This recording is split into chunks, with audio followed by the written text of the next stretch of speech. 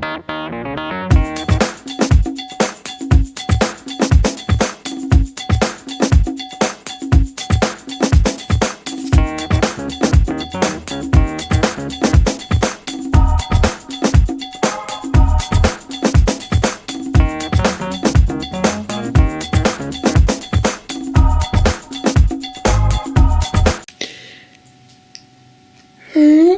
this is Happy Jake here for System Test 14A. Yeah. Now, as you may have noticed, we have some exciting additions to the system. So let's get started. As always, we have the Silent Night 52 SK 5208. Well, that's half the time actually. For the pull station, we have our trusty Brooks Equipment RMS 1T. Perfectly normal.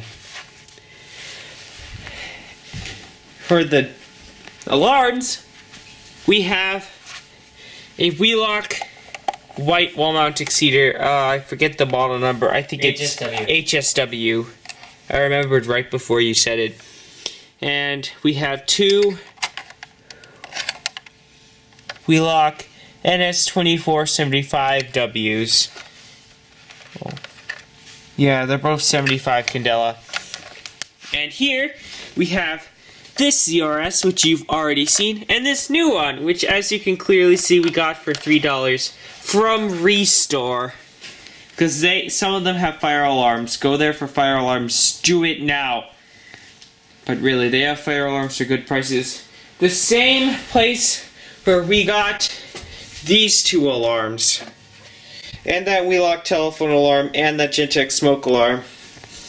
But that's besides the point right now.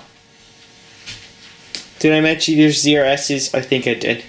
Here we have my favorite smoke detector, the System Sensor 1451 ionization detector. You don't usually see these on system tests. I mean, they're pretty common here in LA.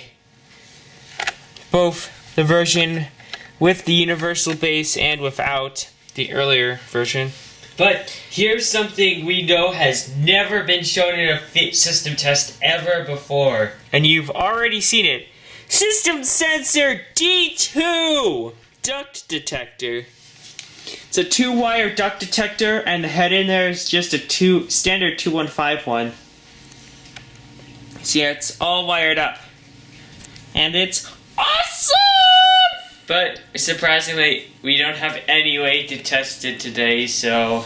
Yeah, because this is a 2-wire model, it does not come with the little testing coil for the magnet test.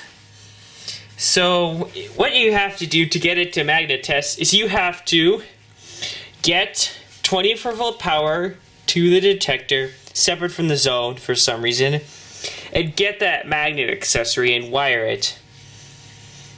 Which is not what we have done here. So we can't test it, but it's here and it works. We tested it by taking the cover off.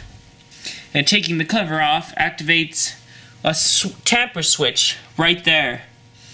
And that tamper switch, it's either I made a wiring error or System Sensor made an error, because when you activate the tamper switch, it cuts off the power to all detectors past this, aka the 1451, but keeps this one active. And you don't want a duct detector active without a cover, because then it could generate false alarms instead of just a trouble. But the D2 is pretty much just a 2151 with a bunch of clever wire in a box with a bunch of clever wiring onto it. Yeah. Okay, sorry, we just made an scripting error. Back to your regularly scheduled 1451 activation. We have to hold it for a while. It's Trinicky. There. You just have to push it up.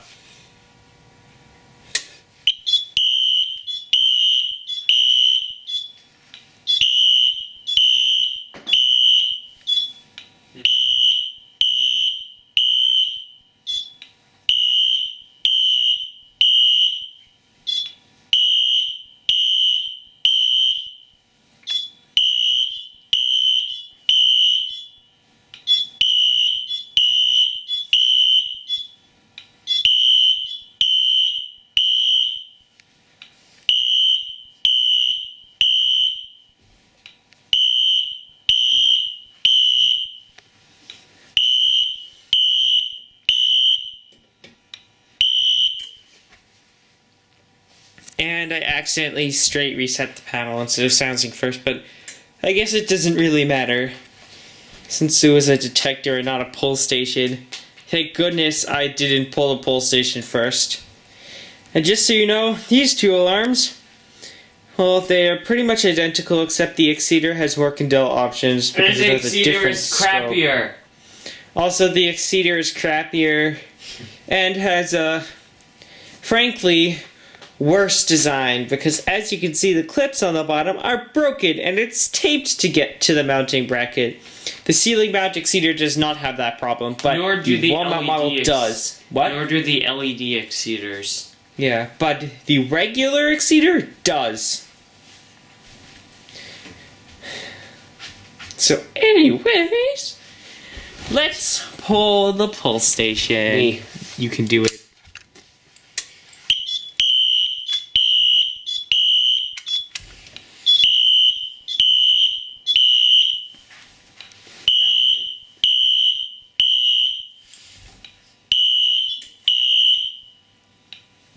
Now that it's silenced, I will reset this with one hand because it's actually an easy pull station to reset. With one hand. Here the labels are kind of washed out, but there they are anyways. Really nice pull station. Pretty common too, so lots of nice of them. Blah blah blah. There are also some addressable versions if you use Potter panels. Or Harrington Signal. Or Harrington Signal. Well, So yeah. Whoa, don't lean in so fast. Sorry. I almost caught your face!